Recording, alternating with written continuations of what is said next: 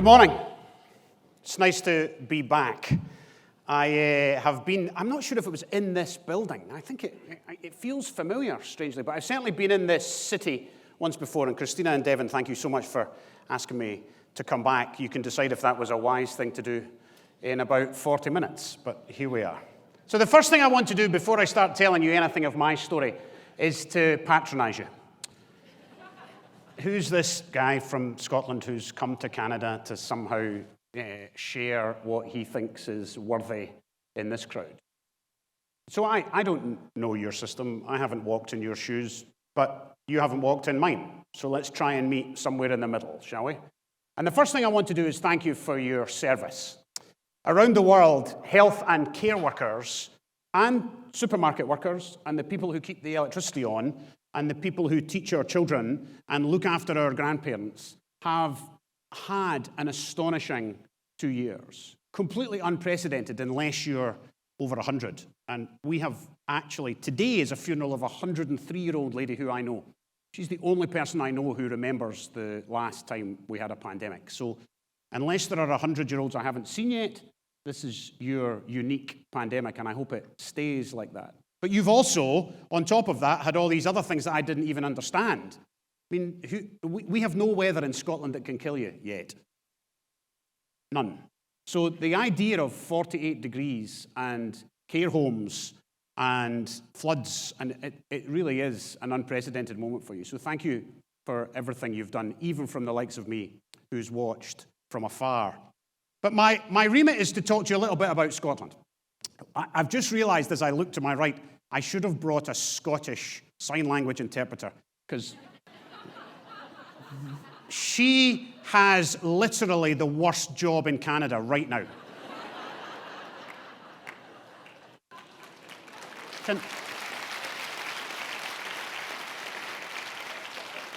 Can you think of anything worse? What we'd like you to do today at work is we'd like you to go and sign for a conference. That's fine. I do that a lot. No problem. Well, we're going to put a Scots guy who talks so quickly that you won't be able to understand a damn word he says. How does it feel now?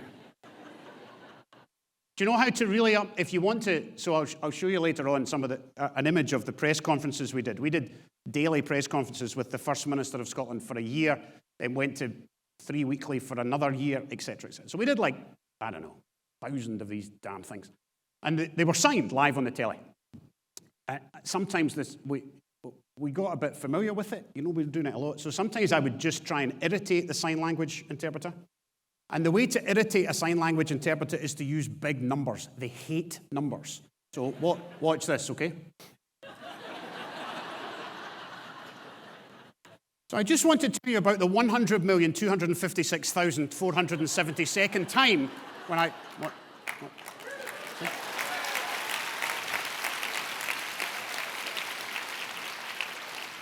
What's your name after I've made a fool of you? What's your name? Carmen. It's lovely to meet you, Carmen. You were just such an easy target because you were so close. So this is Scotland. This is what it looks like for the 2 days a year it doesn't rain. It's pretty wet. Anybody know where that is? In fiction, where is that? That is the Harry Potter Bridge. That's the Harry Potter Bridge. We pronounce our T's in this country. Potter. And it's the Glenfinnan Viaduct. We're building a visitor centre to fleece money from North Americans if you want to come. We're going to sell you little key rings with Harry Potter on them at an inflated price, filled with whiskey and stuff. So please come, leave your taxpayers' money behind so we can build better bridges. So this is what Scotland looks like. It's not, apart from the fact you've got real mountains, there are some similarities with the beauty of our country compared to the beauty of your province here and the rest of Canada. But I'm here to tell you a little bit about the reality of what we face before we think about some leadership lessons. This is right where I live. This is in Glasgow. Glasgow has the biggest inequality of any Western European country. In a city, you die 21 years earlier if you're 4 miles from where I live just now. So I live in the posher bit of town, pretending to be middle class. And this young man lives 4 miles away. He's 18 months old.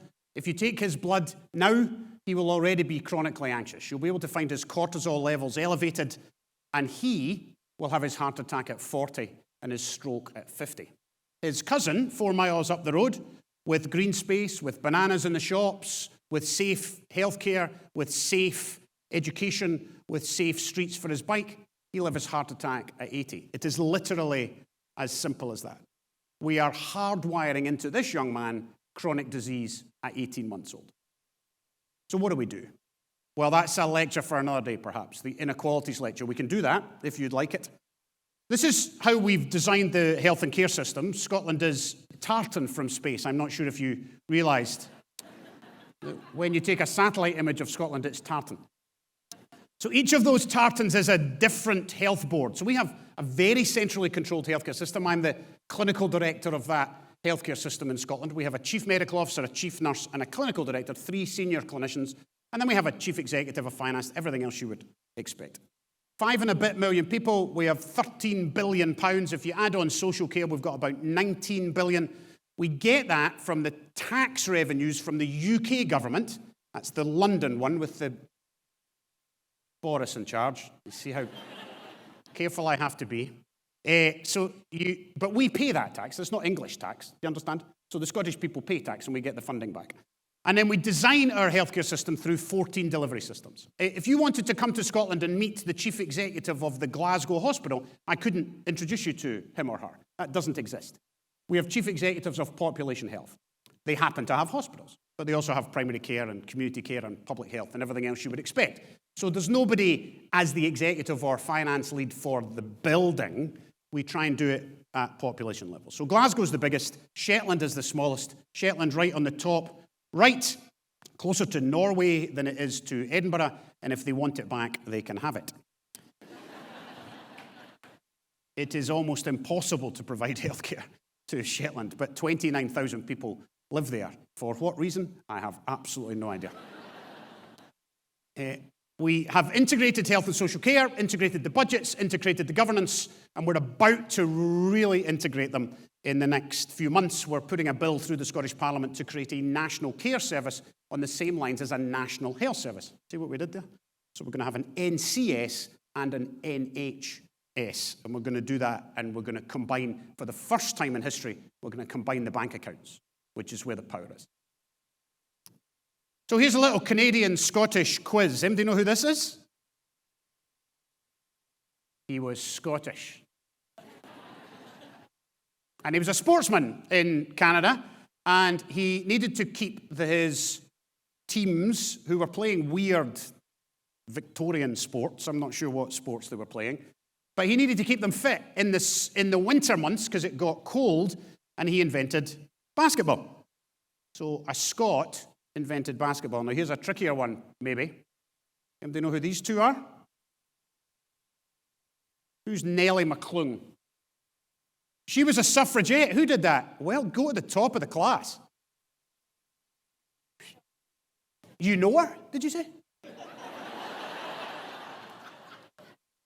My eyes don't let me see how old you are. You could be 14 for all I can tell from you.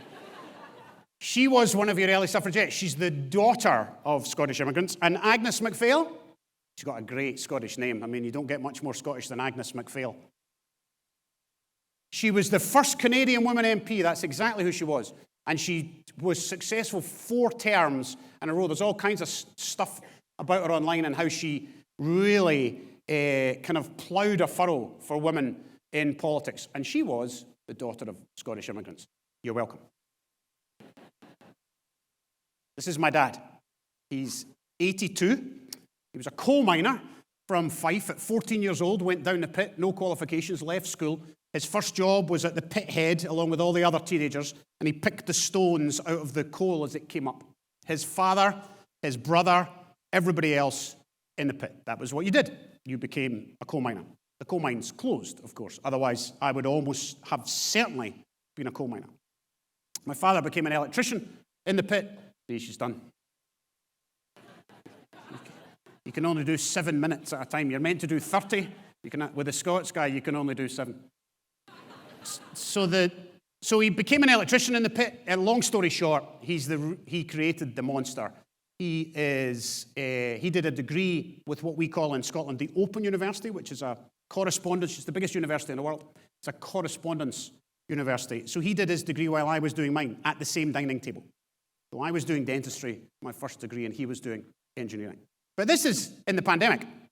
So this is the first time I've been able to get away from this stupid job I was doing. And we went north in Scotland for a couple of days to a place where we had childhood holidays. And my wife and I took my mum and dad and my sister, and we went to stay there. And this is him outside the chip shop. So this is the fish and chip shop in the pandemic. So he's quite taken with the fact that for the first time in Scotland, they gave us pagers like you have here in North America. We'd never seen these devices before. But we weren't allowed to queue up because we were trying to avoid crowds. It was right in the middle of one of the waves. So he's quite taken with the engineering here of you go and order your haggis and chips, because that's, why would you not have haggis? That's what everybody should have when they go to the chip shop. We had haggis and chips. And we got our chips and we went back to the house. I show you him, though, because he's 81 or 82.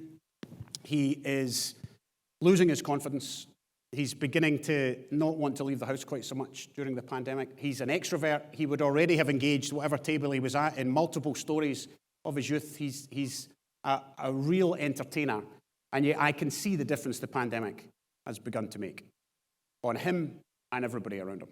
It's not just the big headline numbers. It's your own family. It's the people you work with. It's the people you pass on the bus or on the train each morning. And this is an article that could be today. It could be yesterday in a Canadian newspaper or a global newspaper. The pandemic has just swept around the earth, have been without precedent. You get the idea. Actually, it's from 1919. So they've been through all this before. You can find leaflets from 1919 from the anti-maskers. It's absolutely amazing. The anti-vaccine people. The people who thought you shouldn't take drugs for the Spanish flu. You should just let it run. All that. Exactly the same. We'd learn nothing. Nothing. The history of the Spanish flu looks like the history of COVID, except without global international travel to allow us to spread it so quickly around the world. This is quite near my house. This is the University of Glasgow, and I use it just to illustrate the jump. That's where I did my doctorate and where I did dentistry, and then I end up here. So this is the daily press conference in Scotland. That's the First Minister of Scotland, Nicola Sturgeon. And that's quite early on. You can see the signer in the back there, struggling with the words, although he was at least Scottish. And this is the first wave. So you can see the stay-at-home message on the lecterns. That message changed. I'm not sure if I'm looking at her to say, look, my turn, stop speaking. Because we treated it a bit like therapy, even if nobody was watching.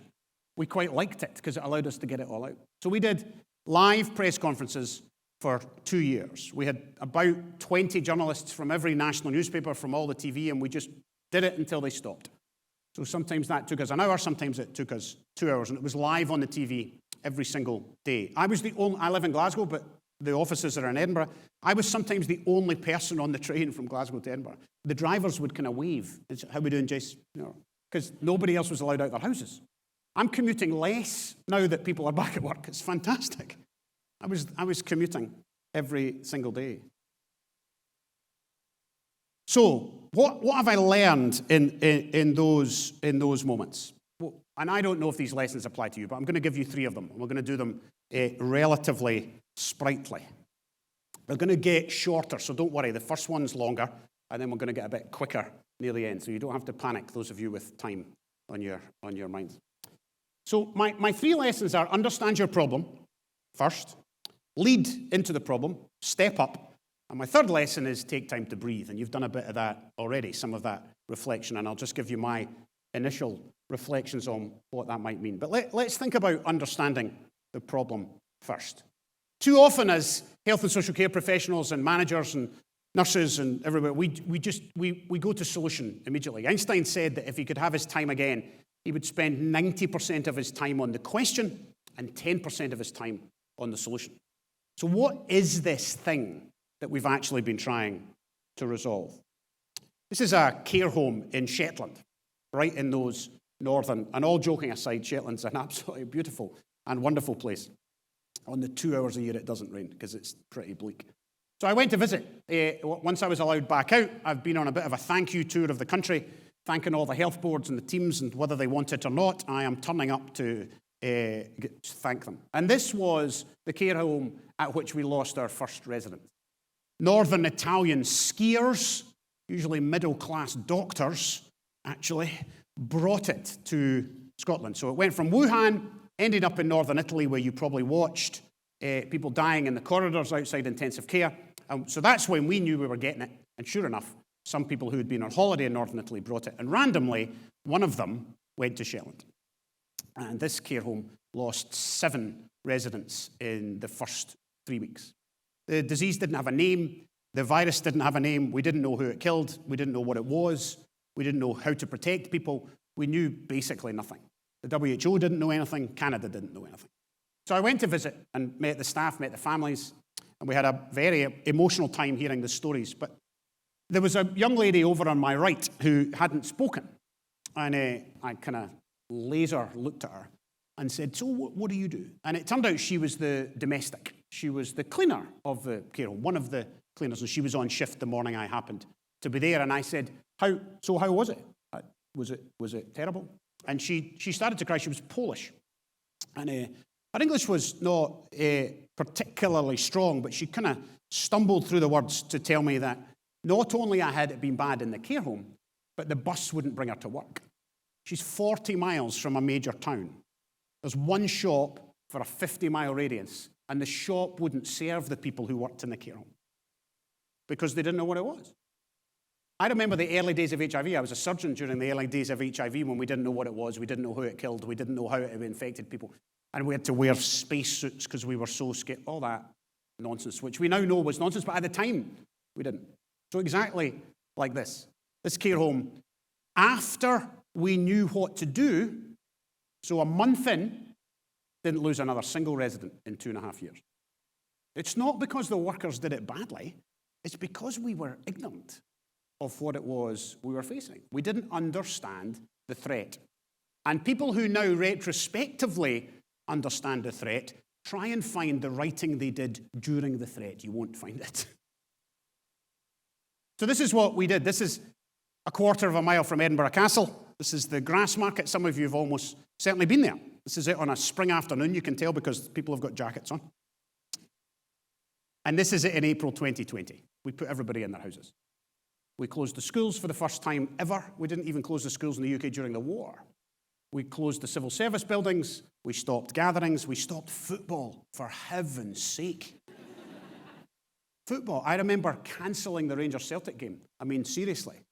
That's almost a hanging offence in Scotland. And we did it because we didn't know what to do. We needed the WHO and others to catch up to find out what this infectious agent was. We were already expecting a flu pandemic. Still the number one on the risk register for the whole of the world is a flu pandemic. None of us were expecting a novel coronavirus. So the way we tried to approach this is my only kind of framework slide. All frameworks are wrong, some are useful. All frameworks are wrong, some are useful. This is how we thought in the advice we gave to the First Minister. So the press conference is just the kind of peak of that. What we were doing with her in the moments before, after, evenings, weekends, was trying to solve this problem. What are we going to do? There's no easy path here. What is the path of least harm? So we divided the harms in Scotland into 4. And you probably did this in some other form. I just don't know which form you used. So harm number 1, COVID harm, death and misery from the actual virus. Harm number 2, what your response does to the rest of your health and social care system. Your waiting times, your hips and knees, your mental health waiting times, your children that can't be seen. The fact you've gone so far to virtual consultation that nobody's seeing anybody face to face. That was just a little preview for the debate later. And if you don't vote my way, I'm never coming back. Harm number 3, social harm. So we have a chief social policy advisor that's about loneliness, about education of your children. 10 million people in the UK don't have digital access. So if your solution is laptops and online learning, good luck with that, because 10 million families can't do it. So what are you going to do for them? What's your plan now? Well, we're going to give them free laptops. Well, free laptops isn't going to get them connected to the internet or supported by supportive parents. So don't be ridiculous. So real social harm from a response, not from the virus, from a response to the virus. And then 4th, raw economic harm. Our chief economist takes responsibility for that one, a guy called Gary Gillespie. That's raw business loss, That's unemployment, that's mental health, that's suicide because you lose your business. That's inability to put food on the table or clothes on your kids because you've lost your gig economy job because we shut down the economy. So actually in the advice we were giving to the senior politicians, there was the clinical advisors for harm 1 and harm 2, but then we had other advisors in the room for harm 3 and harm 4. So the scale of this thing is almost impossible to get your head around. These are the official numbers for the world. So 530 million positive cases confirmed by tests and 6.5 million deaths. But the Lancet has just published an excess mortality paper along with The Economist and the Institute for Healthcare Healthcare Modelling and something. And fundamentally, the headline is it's 3 times underestimated. So 18 million are dead. 18 million people. 16,000 of them are Scottish. We lost at least 16,000 people, probably more, in the last 2 years to a novel infectious agent. So the scale of this thing is beyond anything you've ever seen, and I hope any of us will ever see again. This is very quickly Scotland's pandemic story. I looked at your graphs, and they're not unlike ours, actually. So this is cases. Remember, at the beginning, the Germans had all the tests, so we couldn't get them because Germany has the best chemical factories in the world, and they made all the reagents. So we couldn't get the reagents because the Germans were using them all until we paid them loads of money, and then we got the reagents. And we started to test. And these are the variants that have swept around the world. We've had one every 5-6 months. Don't go on holiday in August, that's all I'm saying. So we're due another one. If I have to learn the Greek alphabet because of this pandemic, honestly, I'm done after Omicron. I don't know what comes next, but something is unfortunately coming next. I'm going to superimpose now, this is deaths. You can see the deaths follows almost the opposite of cases, but we don't know how many cases we had in the beginning because we didn't test. Your wave is not unlike this. That's the first wave deaths, then we get more deaths from Alpha, but then we have vaccination. Vaccination comes just around Delta. An absolutely astonishing story of global cooperation, of private-public partnership, of 2 Turkish people working in Europe, working on a vaccine that saves the world, literally saves the world. It's an astonishing story.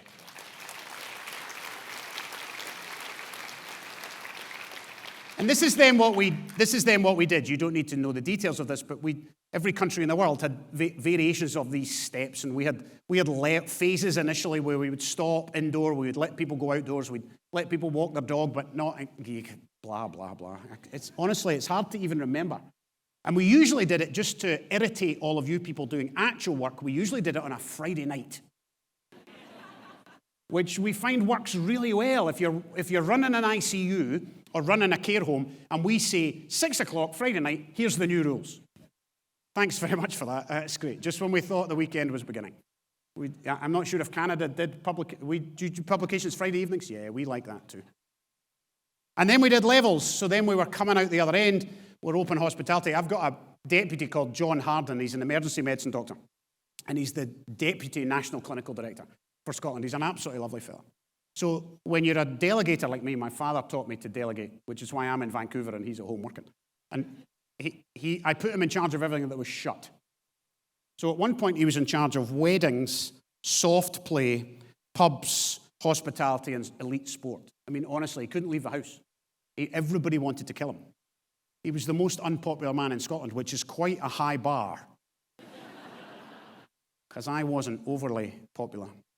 And then, jumped on too far. I've then added vaccination to this. So the coloured lines are then vaccination. They asked me in the press at the beginning, what would I hope for vaccination coverage? And I said, well, flu, we get about 60% of the eligible coming forward, 65 sometimes if a good year. I really think we can get to 70 or 75. We got to 98%. 98% in the elderly. Unbelievable. We were doing 75,000 injections a day at the peak just before last Christmas. So in the real vulnerable, the care homes, the elderly, my parents, all of those groups, the immunosuppressed, very, very high 90s. It tails off a bit as you get younger, as the disease becomes more abstract, as you don't really feel that it's going to get you. But even there, the numbers are way beyond anything we've ever seen with flu. And we're on to 4th doses for our oldest, and we've just announced 5th doses in the autumn for every over 65. 2.5 million doses to be given in the autumn across Scotland again. So we're going to reopen our mass vaccination centres. We're going to do everything. We're going to go again, is what we're going to do. I vaccinated in a clinic just round the corner from where I live. Principally, don't tell anybody for PR purposes, because we had TV cameras and radio and stuff. But it was one of the most joyous days I've ever spent. I vaccinated older people in tears. I vaccinated 12-year-olds. I vaccinated a Colombian couple. I vaccinated people from China. It was just a fantastic way to spend your day. It was just great. So that's harm one. Remember, we're trying to understand the problem. But now it's going to get more complicated. Because if it was just harm one, just put everybody in their house and let it pass. Be Shanghai. That's what you can do if it's just harm one. But unfortunately, it's not. This is harm two. We had got rid of our waiting times in Scotland. We were known 10 years ago as the waiting list capital of Europe, the UK. We'd done it. We'd got pretty much everything to under 10 weeks. You could get your hip or knee done as soon as you wanted it done, genuinely. Get your cataract done in a month. Often people were complaining, no, I don't want that one, it's too soon. I'd like time to talk to my family before you take my eye off, etc. But we're back. We're back. Every month we don't do elective orthopedics, we add a year to the waiting list. Every month we don't do elective orthopedics, we add a year to our waiting list. And I'm absolutely certain, even in your system, you're finding not dissimilar numbers. You have a more mixed public-private system than us. We have pretty much no private care in Scotland at all. 1.5% of our system is private, and actually we buy it. So the health service buys it to get rid of backlog. There's almost no paying for healthcare in Scotland. In England, it's very different National Health Service. And in London, it's 28% private. So you've got to be careful when you compare the NHSs. But these are our numbers. So you can see the top line is emergency admissions as opposed to planned admissions. And our emergency admissions are down. So that's weird. That's odd. And that's being seen across every developed healthcare system. So it makes sense during a wave because you've got everybody in the house. But it doesn't make sense anymore. So what is that? Is that people not coming forward for care? Is that people thinking that lump or that bump or that bleeding or that, I'll just wait a wee bit longer? Yeah, that's what that is. That is disease that will need treated, and it will be more advanced when it gets to us, almost certainly. And GPs are already reporting that. EDs are already reporting late presentation of cancer and others. Harm number 3, social harm. So this is school absence across the whole nation. Blue is normal absence. Norovirus, fell off my bike, stuff that kids do all. Light blue is COVID absence. So we added a third to school absence. This isn't when it's closed. This is when schools are open and functioning. The kids are not there because they're self-isolating or they've got COVID or the house has got COVID. You cannot do that and expect these kids to be educated in the way we've tried to do it. We've disrupted education, not just for the weeks we closed their establishments, but also for the full 2.5 years. And remember, not everybody has a lovely dining room table with a very supportive grandmother who comes every day and does all your... Shut up. Have any of you tried to do homeschooling? It's the worst thing in the world. That's why we have schools. It is not how it's meant to be. Nobody likes it. Nobody likes it. Particularly, my wife's a teacher. So she really, really hates it. So she's an English teacher. Now she teaches English to refugees, to immigrants and refugees as a second language. And so just think about that for a minute. So we've got an Eritrean, she's just started teaching Ukrainians who have started to arrive in Scotland, and Syrians. We're going to move that education. You've just arrived in our country. We're going to move you online to learn English. Why don't you bugger off? Because I can't do any of it. It's really hard. And then harm number 4. So this is raw economic harm. This is gross domestic product growth. You can see pink is the UK, blue is Scotland, follows it almost exactly. And we're not back. We haven't made up that difference. So if you do it by sector, I thought there was a sector one. There isn't. The sector one shows, of course, stuff like pubs and hospitality really taken a hit. Tourism has fallen off a cliff in Scotland. Our exports of whiskey and cheese and all the things that salmon, although you don't buy a lot of our salmon, I don't know why. We do have the best salmon in the world. And then this is even closer to home. This is crisis social work grants. So this is people who can't feed their children, can't clothe their kids, or can't pay their rent. You go to your local authority, your council, and you apply for a crisis grant. It's not a lot of money, but it gets you over that month's bills. You got the idea? We doubled it. We doubled the number of people who required that in wave number 1, and we're still not back to normal levels. So that's a very, very good indication of the economic harm that COVID has caused. So if you tell this lady or this man to self-isolate for 10 days and stay on the 39th floor of the high-rise with their 3 children because the nursery is closed and the shop is... It's impossible. Impossible. And then we're going to fine you for not self-isolating. You're going to what? You're not going to give me any money to help me self-isolate, but if I don't do it, you're going to come for money? How does that work? So that's raw economic harm of a global pandemic. So it's really difficult when you're in a job like mine or yours, or to just think of COVID as this thing. But replace any challenge with that. Replace inequalities or trying to get through the backlog or trying to recover. You've got to think more broadly. You've got to think about what this thing is on the big stage, and then optimize the little piece of the puzzle that you're in charge of. So understand your problem. Now lead. Step up and lead. Now, if you don't feel like this, you have misunderstood the problem. So I end up in a room. I knew the First Minister a little bit because she's been there for 12 years and we did the safety work together when she was the Health Secretary and now she's the First Minister. But if you told me that I would be in a boardroom with the First Minister of my country with about 3 other people for 18 months every day, I would have thought you were absolutely crazy. I had no right to be there. I don't have any wisdom to impart. And she would absolutely confirm that's true. Her most common sentence to me was pretty much every day she would say, Jason, I already know that. Which doesn't do wonders for your self-confidence. Because she's very smart and she reads voraciously. So she would read all of the minutes of all of the infectious disease things. I mean, she would watch the WHO emergency press conferences that I wasn't watching. And she would come to me and say, did you see that thing about the new variant in... I'd say, no, please, shut up. What? Why are you watching that? That's not healthy. It's not helping us that you know more than your advisors.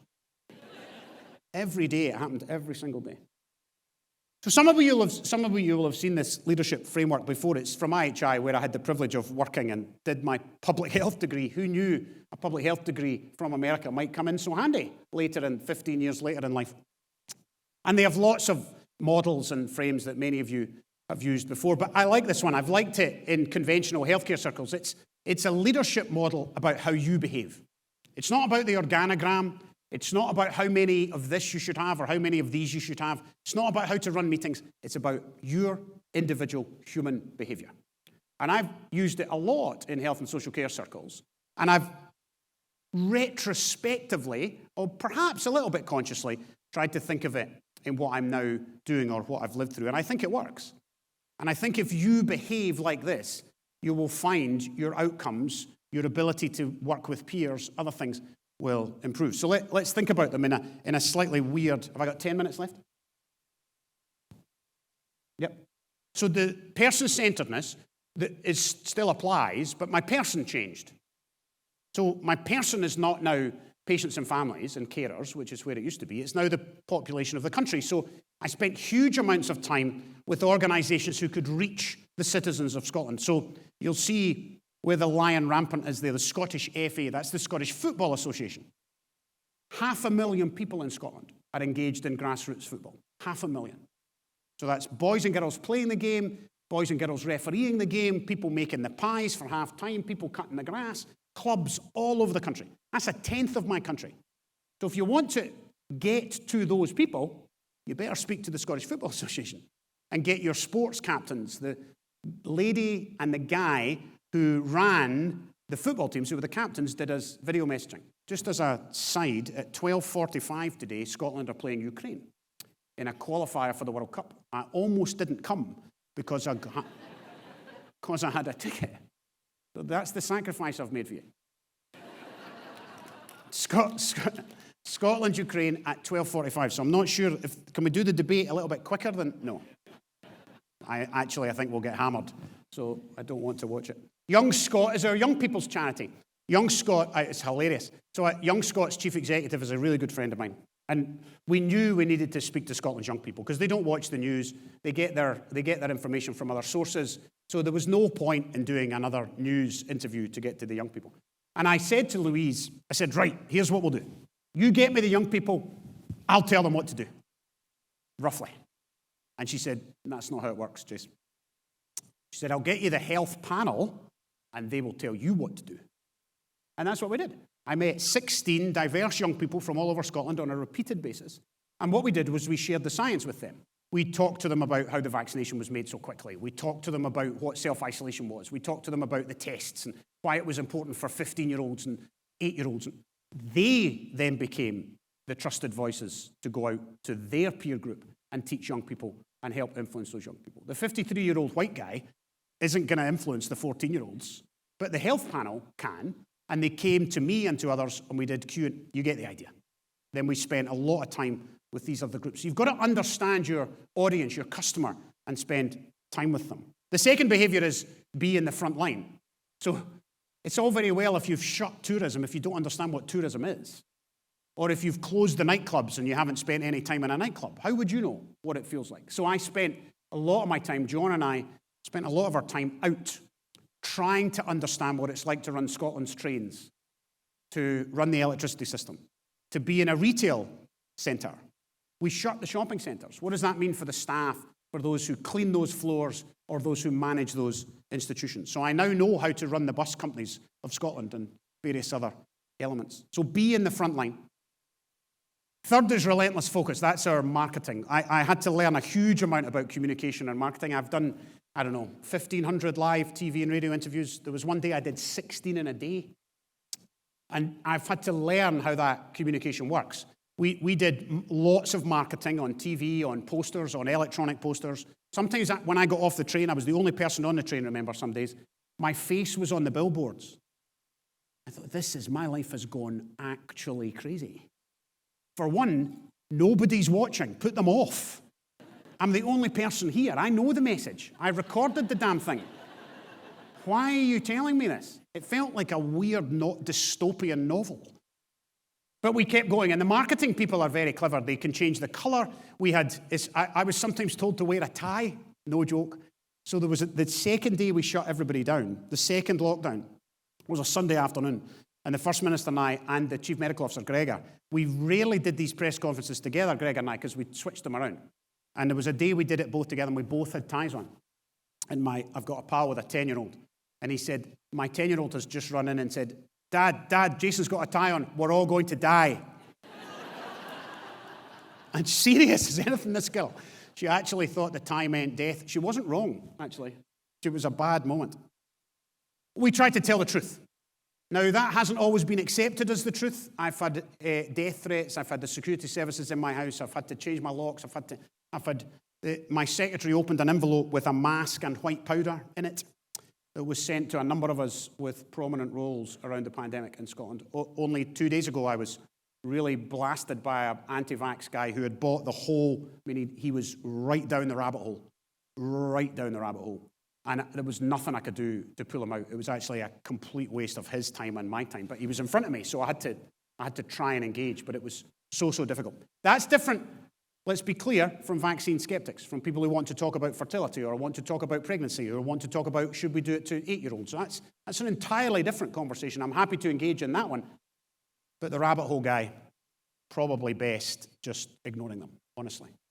But we tried to tell the truth. We put all our data on the web. There's a dashboard for each street in the country about where the cases were and all of that. And we gave daily press conferences. We both knew we should stop doing this when Mrs. Sturgeon Sr. and Mrs. Leitch Sr. stopped watching.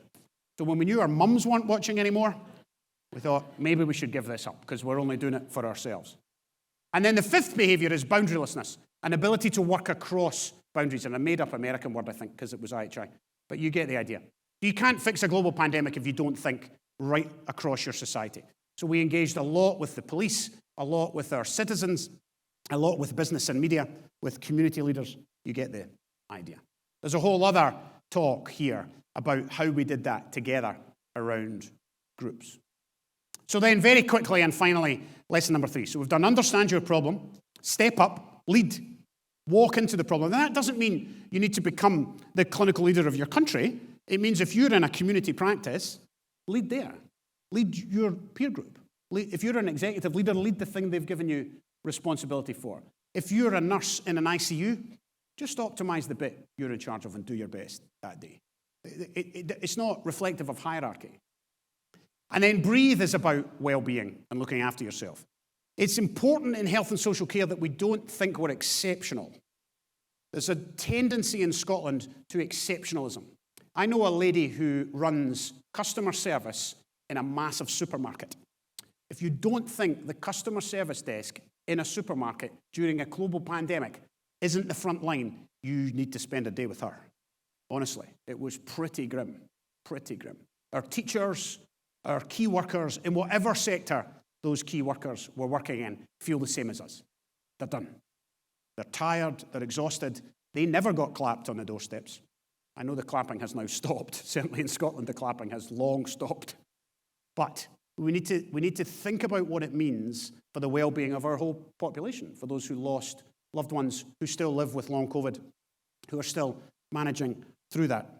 And that's a broad population, including our own. I don't mean to suggest it's not us. So we opened I imagine you did this too, we opened a brand new field hospital in about an hour and a half. Did you do that? In a conference centre? Did you build ICU units and start building new? So did we. And in England, they called them the Nightingale hospitals, but we didn't want ours named after an English nurse. So we called ours the Louisa Jordan, who's a very famous Scottish nurse from about the same generation as Florence Nightingale. And so we called it the Louisa Jordan. And if any of you have ever been in the Scottish Exhibition Centre for our big conferences, that's what it was. We built 3,000 beds in about 2 days. And when we built this thing, it was all over the news, of course, because everybody wanted to come see it. And we had ICU and ventilators and things, and then we never used it, fortunately. We used it quite a lot for outpatients. We actually used it for all our healthcare exams as well, because we had this massive space we could put everybody in. But we never had to turn a ventilator on in the whole building, which was an astonishing record, principally because of the lockdowns, of course, waiting for vaccination. But when we opened it, companies started to give us free stuff.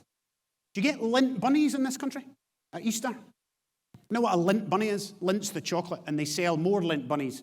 So it was nearly Easter, remember, because it was March, April time. So Lint sent us more chocolate bunnies than you've ever seen in your adult life. I mean, we didn't have enough ventilators. I tell you what, if you could ventilate with a lint bunny, we were sorted. It was millions of the damn things. We had a guy who came and did HIIT workouts, satellites, right around the whole Nightingale and Louisa Jordan infrastructure. We had free coffee when people arrived. You get the idea. This is not well-being. It's an illusion. Now, if somebody hands me a lint bunny for free, I'll take it. I'm not suggesting it's not a good thing, but it is not well-being. Well-being is getting home to see your kids when your shift ends. It's getting some days off. It's getting properly paid for the job you do as a social care worker, rather than entry-level living wage numbers. That's what well-being is. And it's having time in a peer group. And that doesn't mean you shouldn't get free coffee when you arrive in the morning. That's terrific. Absolutely fantastic. Thank you so much. Please bring more. We'll take it. But let's not confuse it with actual health and well-being of staff and those we serve. 4 miles up the road from here is the biggest hospital in Scotland and the biggest new hospital in Europe for the last 20 years, called the Queen Elizabeth University Hospital. It was going like a country fair every day of the pandemic. Biggest intensive care unit in Scotland. No lint bunnies on the way in there. Only at the shiny new building did we have the lint bunnies. You get the idea.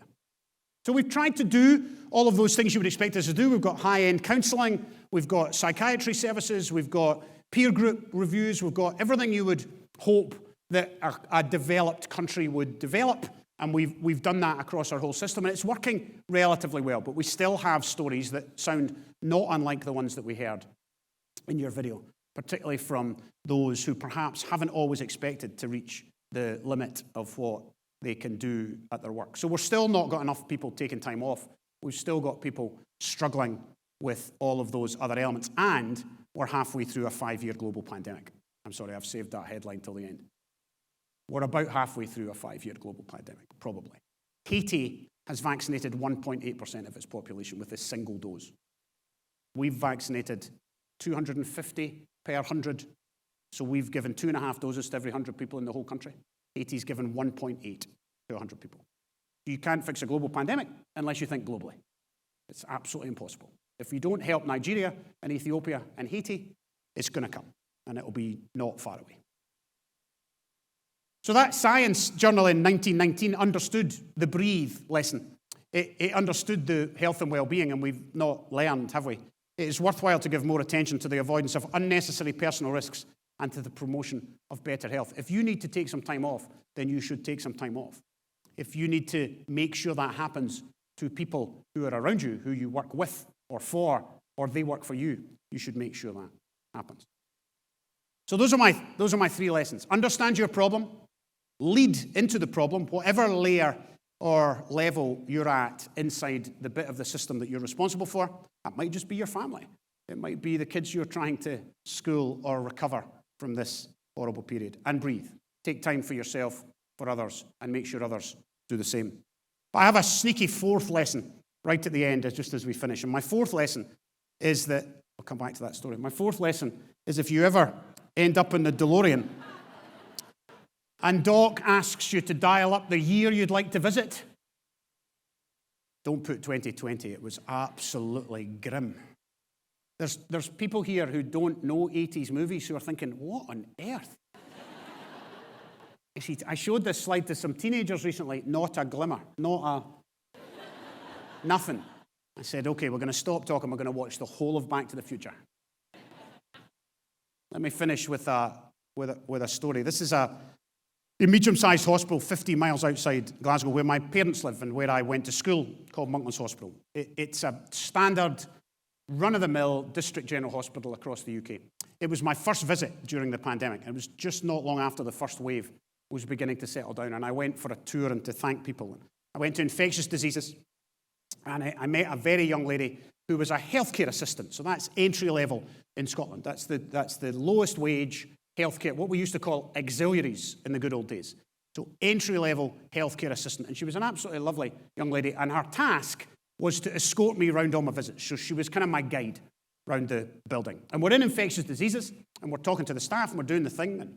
And I say to her, how long have you been here? Because that's her ward. And she said, well, I was here for 2 years before the pandemic.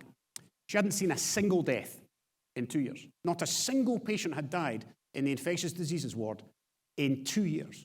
Because in the Western world, you do not die of infectious disease. We treat you.